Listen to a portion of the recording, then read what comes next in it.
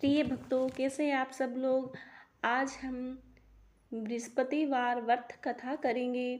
प्राचीन समय में विदर्भ देश में चित्रसेन नामक राजा राज्य करता था, जो अत्यंत दयालु, धर्मात्मा और दानी था। दीन अनाथों को धन बांटता था, किंतु उसकी रानी बहुत कृपण थी। उसको राजा के दान धर्म के कार्य अच्छे नहीं लगते थे। वह राजा को इन सत् कार्यों के लिए मना करती थी। एक दिन की बात है कि राजा तो शिकार खेलने वन में गए हुए थे। घर पर रानी व उसकी दासी थी। उस समय बृहस्पति देव एक साधु का रूप धारण कर राजा के दरवाजे पर भिक्षा मांगने आए।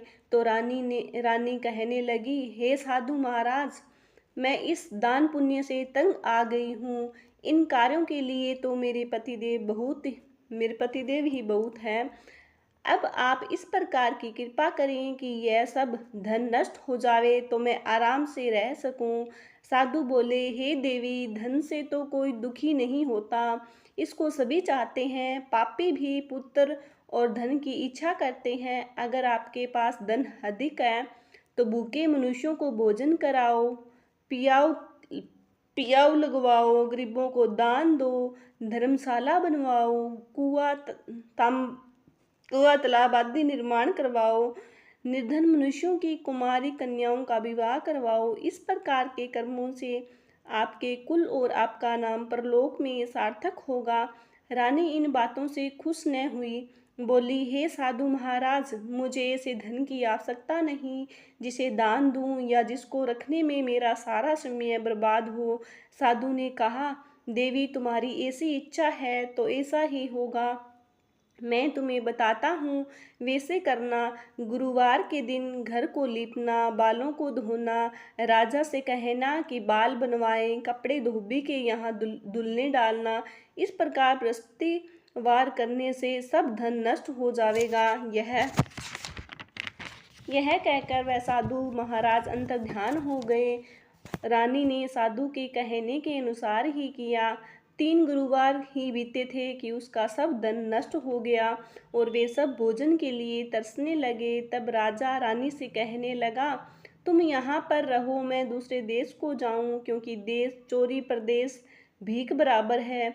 ऐसा कहकर राजा तो प्रदेश को चला गया। वहाँ वह जंगल को जाता और लकड़ी काट कर लाता और शहर में बेचता। इस तरह वह अपना जीवन व्यतीत करने लगा। उधर रानी और दासी दुखी रहने लगी। किसी दिन भोजन मिलता और किसी दिन जल पीकर ही रह जाती। एक समय रानी और दासी को 7 रोज बिना भोजन के व्यतीत हो गए।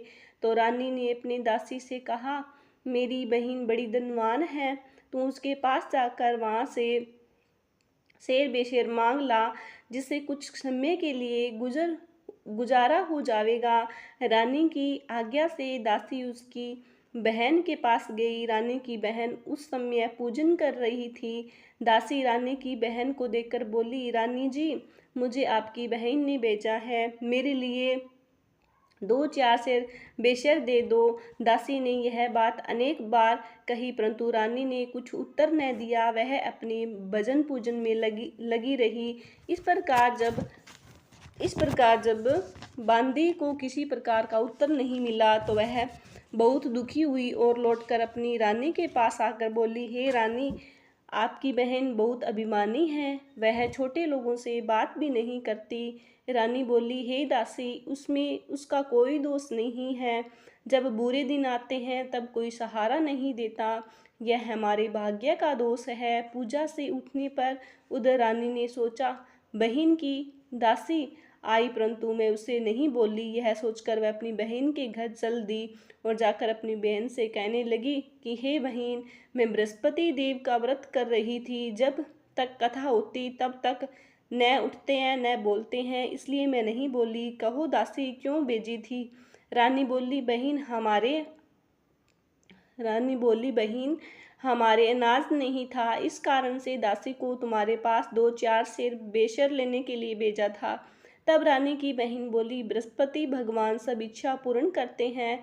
अरे हाँ, अनाज तो हमारे घर में ही रखा होगा। जब रानी घर के अंदर जब रानी घर के अंदर गई तो वहां उसे एक कोठी बेसर से भरी मिल गई। अब तो रानी और दासी बहुत खुश हुई। दासी कहने लगी, हे रानी, देखो वैसे भी हमको जब भोजन नहीं मिलता तो उस रोज निराहार ही रहते हैं। इनसे व्रत की विधि और कथा पूछ लो तो हम भी यह व्रत किया करेंगे। रानी ने बहन से पूछा कि बहन, बृहस्पतिवार का व्रत कैसे करना चाहिए। रानी की बहन ने कहा, गुरुदेव के व्रत में कहानी सुनकर चने की दाल वह मुक्का आदि से विष्णु भगवान को केले की जड़ में प्रतिष्ठित कर पूजन कर दीप जलाते हैं, पीला भोजन करते हैं।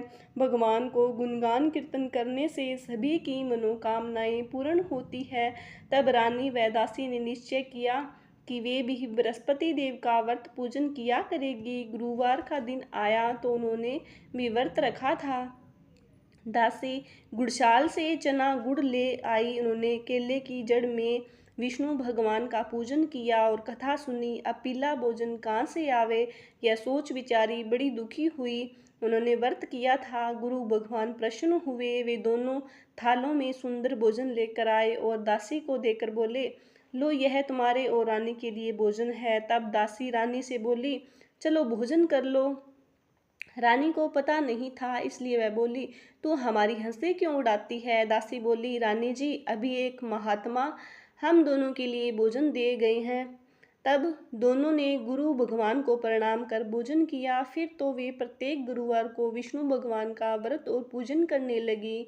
गुरुदेव की कृपा से रानी के पास फिर से धन आ गया, किंतु रानी उसी प्रकार आलस करने लगी। तब दासी बोली, देखो रानी जी, तुम पहले भी इस प्रकार का आलस करती थी, इससे सब धन नष्ट हो गया। अब गुरु भगवान की कृपा से फिर धन मिला है, इसलिए आपको दान पुण्य करना चाहिए। अब आप भूखे मनुष्यों को भोजन कराओ, मंदिर पाठशाला बनवाओ, कुंवारी कन्याओं का विवाह कराओ। इस तरह धन को शुभ कार्यों में खर्च करो, जिससे तुम्हारे कुल का यश बढ़े तथा स्वर्ग प्राप्त हो। इसे पितर भी प्रसन्न होंगे। दासी की बात मान रानी ने धर्म कर्म और दानादि करने प्रारंभ कर दिए। चारों ओर उनका यश बढ़ने लगा।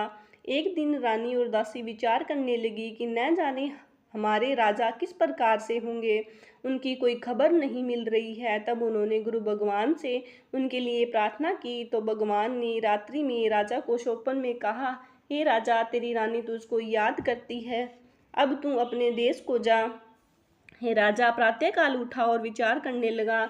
स्त्री जाति खाने पहनने की संगनी होती है, पर भगवान की आज्ञा मानकर वह अपने नगर के लिए चलने को तैयार हुआ। इससे पूर्व जब राजा प्रदेश चला आया था तो वह प्रदेश में दुखी रहता था। प्रतिदिन जंगलों से लकड़ी बीन कर लाता और उन्हें शहर में बेचकर मुझे अपने जीवन की बड़ी कठिनाई से व्यतीत करता था। एक दिन राजा दुखी हो रोने लगा। तब उस जंगल में दयालु बृहस्पति देव एक साधु का रूप धारण कर आए और बोले, हे लकड़ारे, तुम इस सुनसान जंगल में किस चिंता में बैठे हो, मुझको बताओ। साधु की वंदना कर राजा बोला, प्रभु आप सब कुछ जानते हो। इतना कह राजा ने अपनी संपूर्ण कहानी सुना दी। तब महात्मा उससे बोले, हे राजा, तुम्हारी स्त्री ने बृहस्पति देव का अपराध किया था, जिस कारण तुम्हारी यह दशा हुई है। अब तुम किसी बात की चिंता मत करो, भगवान तुम्हें पहले से अधिक धनवान करेंगे। देखो तुम्हारी स्त्री ने गुरुवार का व्रत प्रारंभ कर दिया। तुम भी मेरा कहा मानकर बृहस्पतिवार को व्रत रखकर चने की दाल और गुड़ लोटे में डालकर केले के वृक्ष का पूजन कर कथा कहा करो। भगवान तुम्हारी सब कामनाओं को पूर्ण करेंगे। साधु को प्रसन्न देख राजा बोला, हे प्रभु, लकड़ी बेचकर मुझे इतना पैसा नहीं मिलता जिससे भोजन करने के बाद कुछ बचा सकूं। मैंने रात्रि में अपनी रानी को भी व्याकुल देखा है। मेरे पास कुछ भी नहीं जिससे उसकी खबर भी मांग सकूं। फिर मैं कौन सी कथा कहूँ, यह मुझे कुछ भी मालूम नहीं है। साधु ने कहा, तुम किसी बात की चिंता मत करो। बृहस्पति के दिन तुम रोजाना की तरह लकड़ियाँ लेकर शहर जाओ। तुम्हें रोजाना से दुगना धन प्राप्त होगा, जिससे तुम पेट भर भोजन कर लोगे तथा बृहस्पति देव की पूजा का सामान भी आ जाएगा। बृहस्पति की कहानी, अगर आपको बृहस्पतिवार की कहानी अच्छी लगी है या कथा अच्छी लगी है तो लाइक, कमेंट, शेयर, सब्सक्राइब करना। Thank you.